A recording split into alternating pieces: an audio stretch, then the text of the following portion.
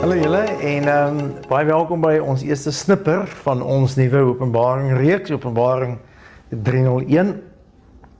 Nou Openbaring is so ryk in inligting en uniekheid en is so 'n pragtige boek en wat mense sê eintlik aan al die preek kan weergee en daarom vir die Bybelfreaks onder ons en die wat leergierig is, het ons hierdie snippertjies wat eintlik so 3 na 5 minute is net oor bepaalde sake, soos hierdie een gaan nou die Apokalips genre geskrif en dan die volgende een gaan dan oor die 1000-jarige vredesryk en die wegraping om te verstaan hoe mens Openbaring anders verstaan, dan sê jy nou die Pantokrator, daar gaan seker 14 sulkes wees wat jy 'n bietjie kan kyk, net om jou ervaring ryker te maak oor hierdie boek wat Jesus vir ons gegee het om te verstaan wat hou die toekoms in.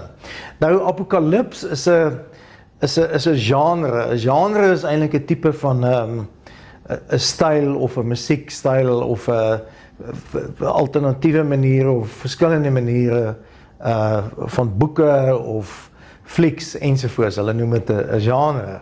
Nou die woord Apokalips kom van die Griekse woord Apokalips af, wat eintlik 'n openbaring beteken, 'n revelation spesifiek oor die toekoms. En die toekoms hoef nie jare ver te wees en kan die toekoms eintlik wees wat net nou gaan begin, want wat nou begin. Dit is eintlik hoe Openbaring ook is. Nou genres ken ons, ek het net nou gesê, mens kry verskillende musiekgenres soos rock en urban en folk en classic en reggae en country musiek en metal en heavy metal en jazz en blues. So jy weet as jy na 'n jazzklub toe gaan, dis wat jy hoor.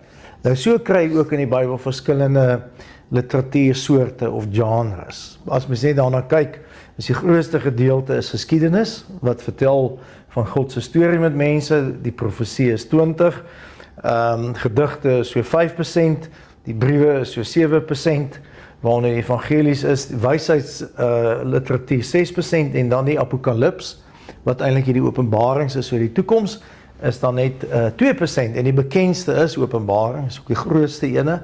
Daar's ook in Esegiel, Daniël baie bekend ook 'n groot deel wat hy verkondig het van wat gaan gebeur na Nebukadneser en toe die Mede en Perse met Darius aan 'n wind gekom en dan die Grieke en dan die Romeine wat in Jesus se tyd daar was en alles het net so waar geword.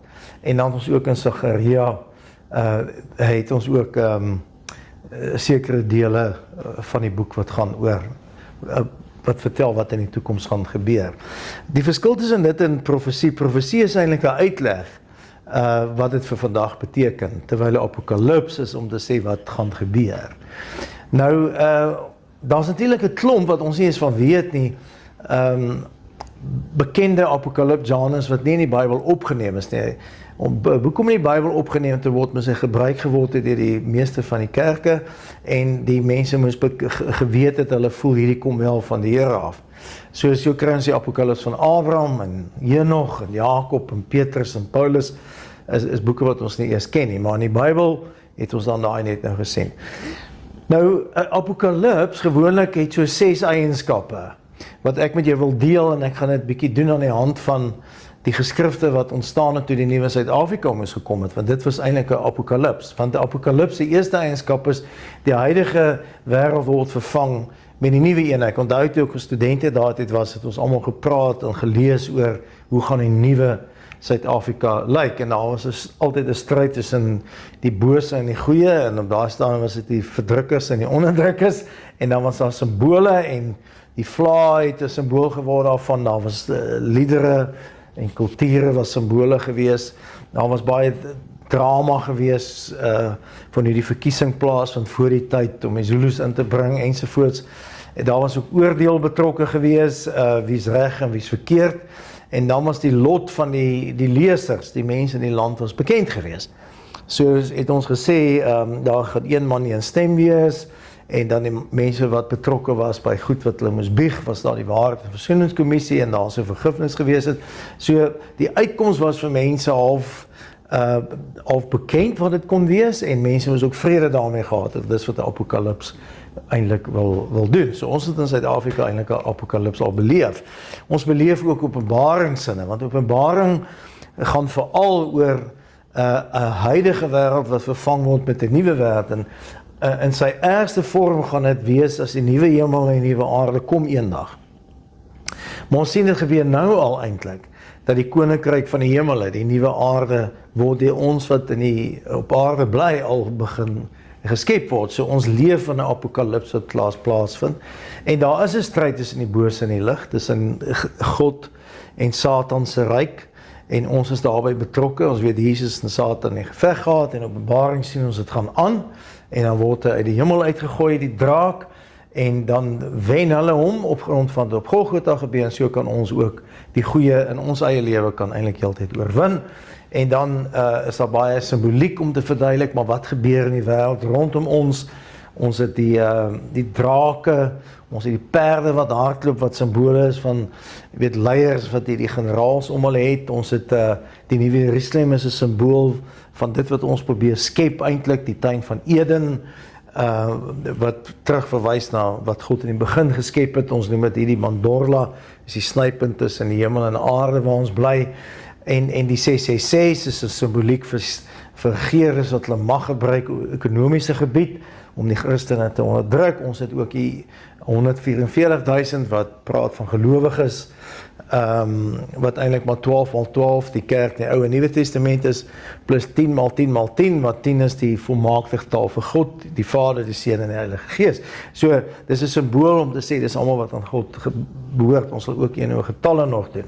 Dis baie dramaties as ons kyk na die 3 drake wat ons wat veg eintlik teen die 3 eenheid, en dan verloor hulle, en dan weet ons daar's ook 'n oordeel betrokke dat eendag dan gaan daar 'n groot troon wees, en die wat teen God opgestaan het sal in die vuurpoel beland. Dit het ons ook geweet, hulle lot is bekend.